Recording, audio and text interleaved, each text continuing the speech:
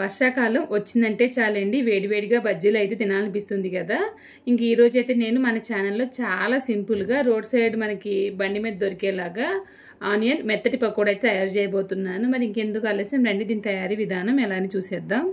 ఒక గిన్నెలో సన్నగా తరిగిన ఉల్లిపాయ ముక్కలు వేస్తున్నానండి. కొంచెంగా కరివేపాకు, కొంచెంగా సన్నగా తరిగిన పచ్చిమిర్చి వేస్తున్నాను. పచ్చిమిర్చి పిల్లలు తినలేరు అనుకుంటే కనుక మెత్తగా గ్రైండ్ చేసి వేయండి.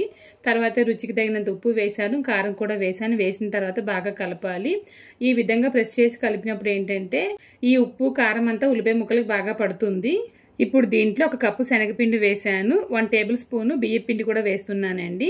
వేసిన తర్వాత కొంచెంగా బేకింగ్ సోడా అయితే వేయాలి. నేను అప్పుడు వేయడం మర్చిపోయానని చెప్పేసి చివరిలో అయితే వేసాను.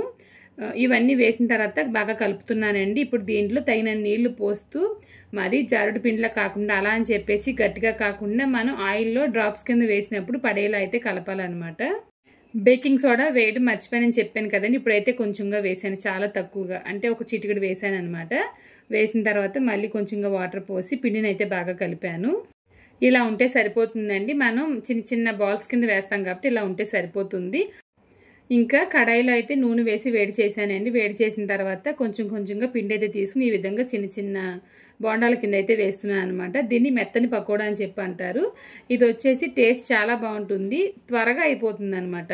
ఇంకా మనం ఆనియన్ పకోడా వచ్చేసి ఎలా అంటే సన్నంగా ఉల్లిపాయ ముక్కలు చీరి కొంచెం గట్టిగానే ఉంటుంది కదా పిండి, గట్టిగా కలిపి మనం వేసుకోవాలి. అది ఇదైతే కొంచెంగా జారుడులో అయితే ఉంటుంది. ఇంకా వేసిన తర్వాత మొత్తంగా బాగా వేగేలాగా అటు ఇటు కలుపుతూ అయితే నేను డీప్ ఫ్రై అయితే చేస్తున్నానండి. ఈ విధంగా డీప్ ఫ్రై చేసినప్పుడు బబుల్స్ రావడం ఆగిపోయినాయి అంటే చాలా పర్ఫెక్ట్గా వేగిపోయాయని చెప్పి అర్థం అనమాట. ఇంకా పకోడా అయితే తయారైపోయిందండి. ఒక ప్లేట్లోకి అయితే తీసేస్తున్నాను. అంతేనండి, చాలా సింపుల్గా మనకి రోడ్ సైడ్ బండి మీద దొరికే మెత్తటి పకోడా అయితే తయారైపోయింది. మీరు కూడా ట్రై చేయండి. ఇంకొక వీడియోలో మళ్ళీ కలుద్దాం. Thank you.